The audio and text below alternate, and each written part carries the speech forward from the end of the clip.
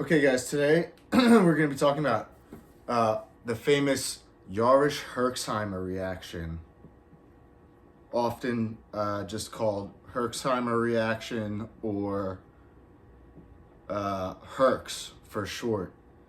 And some people even use it as like a verb when they're going through this reaction. They'll say, "I'm herxing," or the herx that I'm going through is terrible. My body is physically having this reaction, so I'm herxing. It's named after Adolf Jarisch and Karl Herxheimer, who are, I think Jarisch was the Austrian dermatologist and Herxheimer was the German dermatologist that discovered this reaction in patients while they were treating syphilis over 100 years ago. And syphilis, of course, is a spirochetal infection, just like Bartonellosis, which is Lyme disease. And that's what is most famously known for causing these things. But they can be caused by, of course, parasites, viruses, fungus, like mold, candida, yeast overgrowths, etc., dying, and your body becoming super inflamed because of this. And there's almost like a pseudoscience-y type of understanding of this right now among people that aren't familiar with it, because things like parasite cleanses are becoming a little more mainstream and popular for good reason. I mean, parasites are way more common than you think. I know you're not supposed to believe that in America, because we're not a developing nation, we must not have parasites. That's completely untrue. And I would say a lot of people's depression, anxiety, fatigue, plenty of other symptoms you could throw in there are actually caused by something like a parasitic infection. But of course, the higher ups that make all the money off of us don't want us to know something as simple as that, because then they couldn't sell us patented medications for symptoms of these actual of the actual pathogen that's causing the problem, right? They just treat the symptoms of what's causing the problem. So yeah, that's why you see in developing nations they use a lot of spices and herbs and other things like that in their cooking. Of course, some of it is for flavoring, but the main objective all throughout like the history of humanity was to not get parasites in what you're eating or germs or anything like that. So a lot of these herbs and spices are great at killing parasites. And that's why a lot of cultures cook with them still, especially developing nations. So I'm going to talk about 3 of the main tick-borne illnesses that are associated with the Herxheimer reaction, and a little bit of how each one is different from the other. And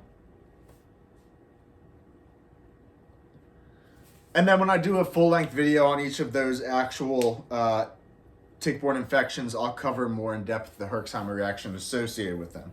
So you have Babesiosis, which is Lyme, of course. I should write that. I have Bartonella here. That's the bacteria. The actual name of the disease is Bartonellosis.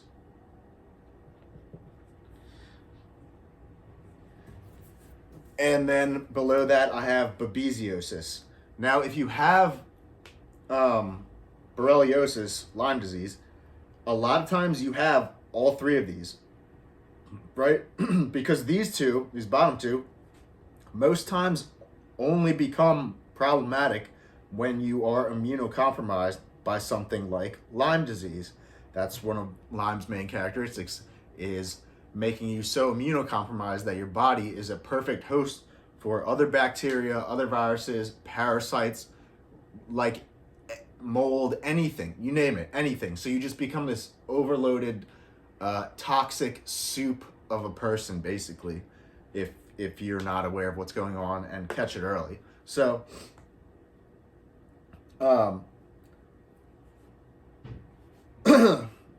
I'm gonna actually. Why don't I do this?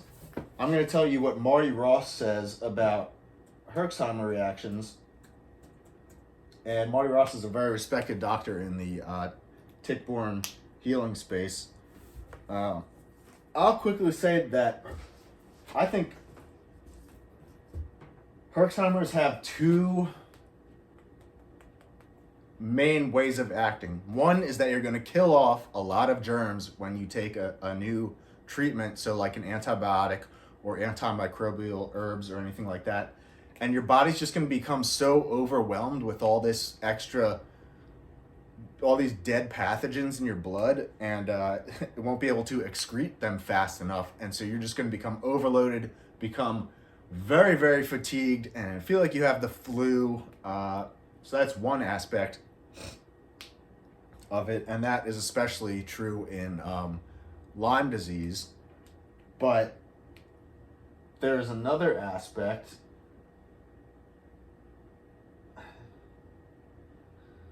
where a Herxheimer will do this.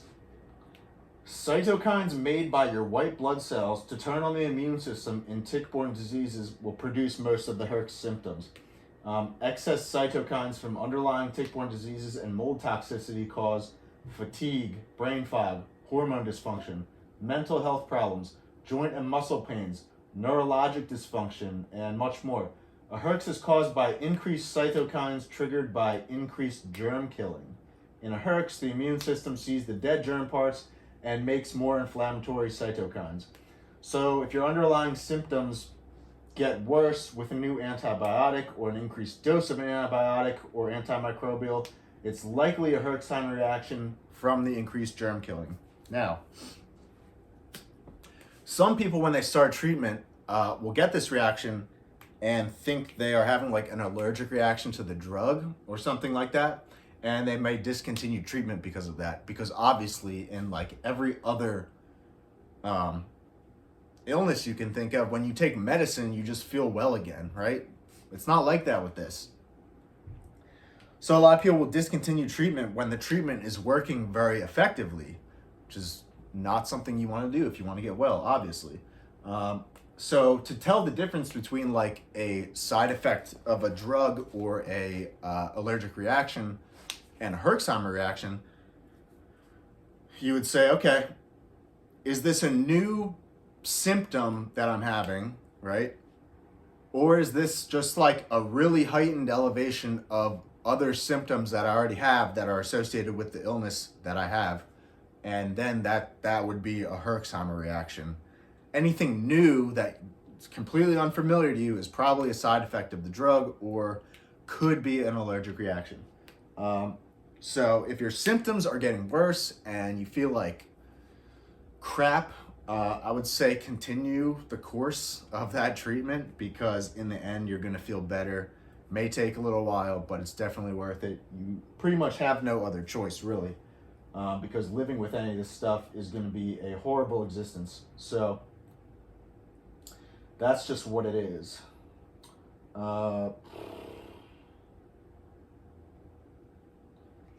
Some things you can do when you're going through like a Herxheimer reaction would be, I mean, obviously, get plenty of rest, drink plenty of water. A lot of people like to take Epsom salt baths because it's relaxing and it also helps draw out some of the toxicity through your skin. Alka-Seltzer Gold is very good. You can use some other things like glutathione or things along those lines to kind of like speed the process up. Glutathione is like your body's master antioxidant.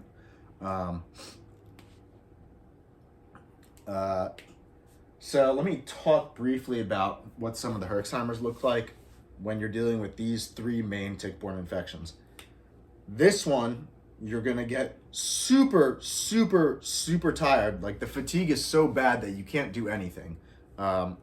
You've never had fatigue like this in your life. It would be like the flu times 10. It's ridiculous. You can't think straight. You're confused. You're tired. I said that already. You're depressed. You're apathetic. You're just like it feels so bad. I don't know how to describe it unless you've really gone through it. That's that.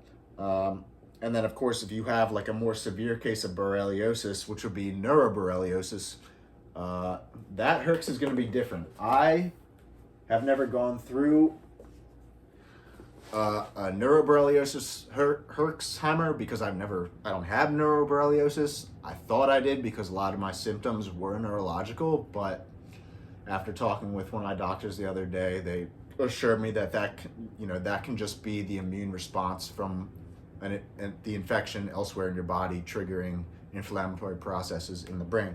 So I don't know what that's like, but that's probably pretty brutal. Bartonellosis this disease has so many of the weird psychiatric symptoms that's common in this complex. So that's going to be like super heightened anxiety, crazy depression, things like depersonalization, confusion, OCD, definitely OCD, panic, extreme fear, just like you're put in like a fight or flight state, and some people even claim this can be responsible for things like bipolar disorder and schizophrenia. So when you're going through these type of Herxheimer reactions with this disease, your anxiety is going to be through the roof, like so crazy that you are, at least for me, you're like, you just feel like you're on the edge of a panic attack at any moment. It's horrifying. That's the main one that I go through when I deal with this. And since this infection is very hard to treat, it's taken me a very, very, very long time to clear it. And another reason for that is because you don't want to push too hard, because I don't want to push hard and like have something crazy happen to me because I was just like out of my mind, basically. You're trying to keep your life together. You have a job to hold. You gotta see your friends. You gotta go outside, get exercise, eat, have a nutritional diet, live a life. And you can't be pushing too hard so that the symptoms get so intense that you can't go to work, right? Because then you might lose your job.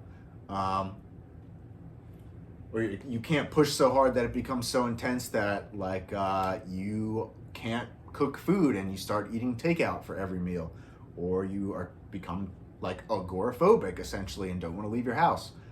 So these are all ways it can just mess with your life. So it would be great if this didn't happen and you could just push really hard, and get over this, in a few, 4 to 6 months, but that's not really the reality for a lot of people. So, and it also is very scary. It's not something that you are really just I'm going to put my head down, do this, get through it. It's more like you do it a couple times and you're just that's terrifying. It's objectively one of the most terrifying things I could ever describe to anyone. So you take it easy. Babesiosis. Now, I cleared this infection a couple years ago, and it wasn't terrible. The Herxheimer wasn't terrible. The actual infection was awful. I'll talk about that when I cover this in a video.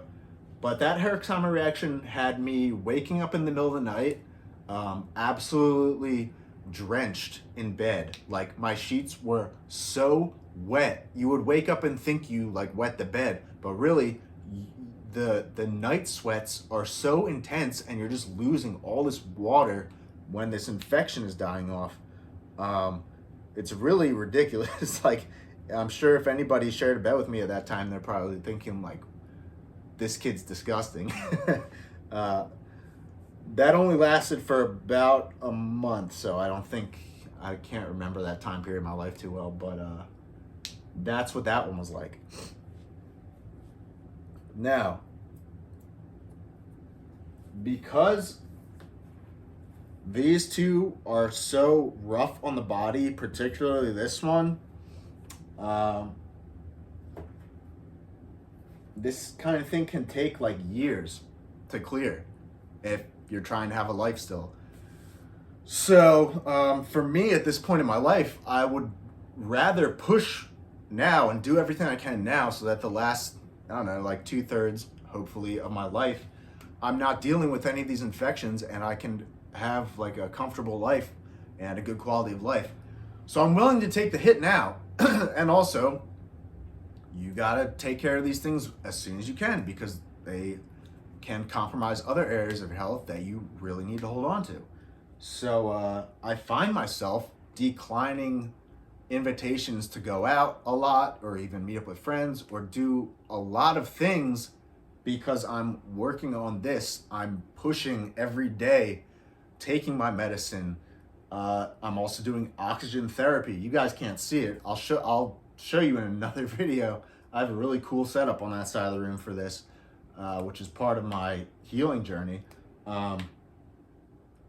But I have to stay home and like do these things and put myself in a very uncomfortable state of mind, and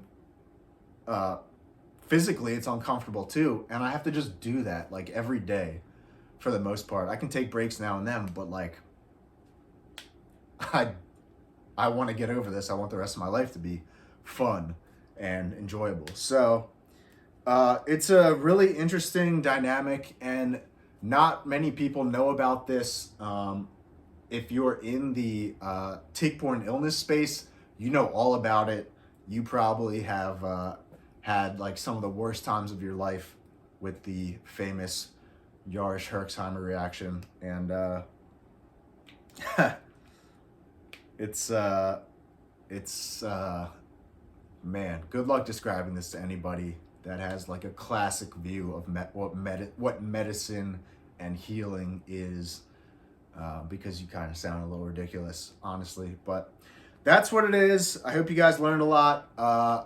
When I cover each of those illnesses in other videos and like really go in depth, there's my marker, I will actually break down the Herxheimer profile of each one a little more. So I hope you enjoyed this. Please like and subscribe, and I'll see you guys in the next one. And remember to stay optimistic, guys.